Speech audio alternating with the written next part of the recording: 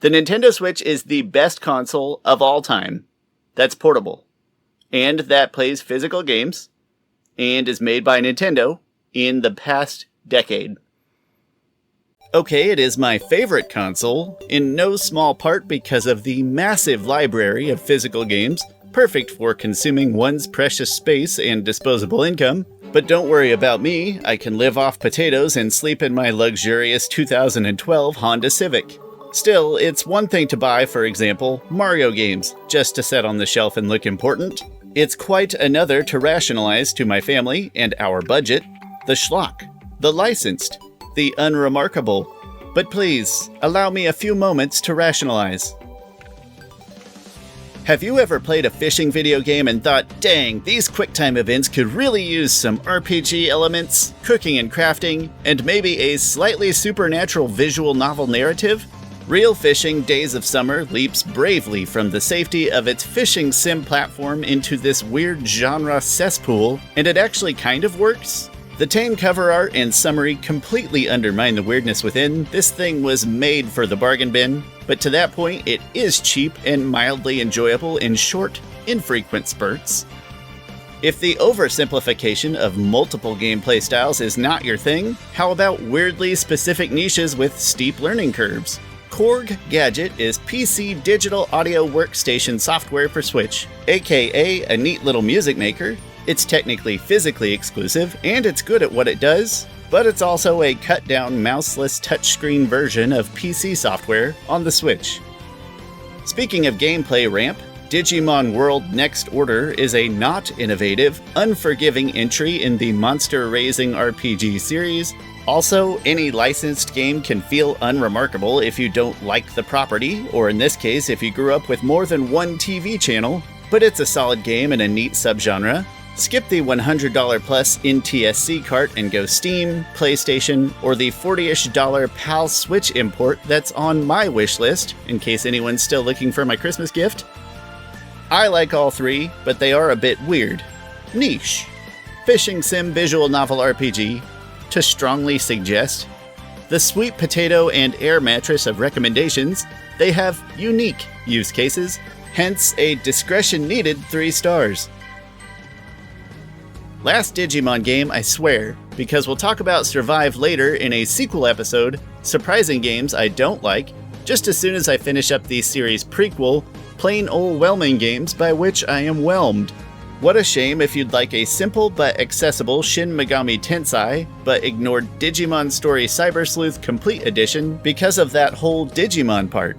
It is actually completely unrelated to the franchise, except the little buggers themselves, who are great fodder for this 100-ish hour monster meshing JRPG. It's still in the seemingly unremarkable licensed bucket, but Yu-Gi-Oh! Legacy of the Duelist Link Evolution is kind of opposite to the Digimon disconnected Cyber Sleuth. After an integral 2020 update, this game is a shamelessly pure snapshot of, and marriage between, the entire trading card game and anime up to that point in time. The cutscenes are text over image, late game performance suffers, and it's not the most accessible card game in the first place, but there's so much nostalgic gameplay and story here, plus surprisingly useful touchscreen controls. This is one of, I think, only 2 games ever that I've 100% completed with my trusty Unizombie deck. It could make a comeback. 2 more real quick hitters. Maneater is a short action shark PG whose sense of humor and schlocky B-movie vibe is not for everyone. Sonic Frontiers is an open zone 3D Sonic game with some bad technical issues on the Switch. Both play notably better on other consoles, but the bottom line is I liked the combat and exploration in each. The Switch has the only physical Legacy of the Duelist, but all 4 of these are cheaply available in several places. I'd survive without them, maybe even manage to live a somewhat fulfilling life. Probably still mostly eating potatoes. Sure, they're cost effective, but really, they're a lifestyle choice. Or I could find better games that scratch the same itch, but these are super low risk. A some discretion advised, 3.5 stars. Lego City Undercover, a last-gen Lego game with no movie license, available on basically anything you can plug into a TV, is like the video game equivalent of a 2012 Honda Civic. A casual shrug, if you will. But the family-friendly LEGO GTA moniker is beautifully merited. This is still such a fun sandbox. Last but not least, it's criminal to call Terraria unremarkable. I promise I only mean that it's even older and more egregiously everywhere than Undercover. This side-scrolling 2D search action adventure survival platforming RPG sounds like a mess, but what makes it special is how well it balances so many different elements. Funny aside, this game is great on the Wii U because of how it can leverage the gamepad screen, but it feels at home on the Switch also. Reliability plus availability? These really are my 2012 Honda Civic.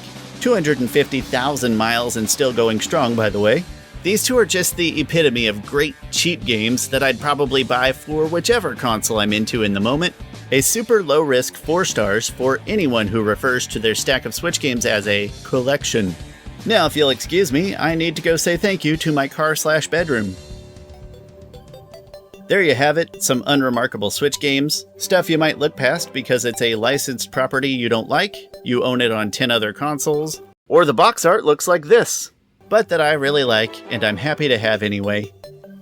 Stupidly enough, even though my whole goal is to not take the rating part of this too seriously, I spent hours trying to decide whether Yu-Gi-Oh! And Digimon Cyber Sleuth should be 3.5s or 4s, and rethinking my entire stupid system, because both are definitely in my most played games of this past decade.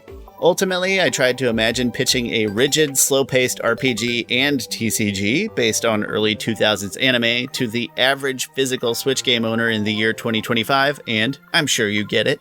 Anyway, thanks for being here. Do something nice, like maybe go donate blood. You literally grow it in your sleep, and I'll see you next time.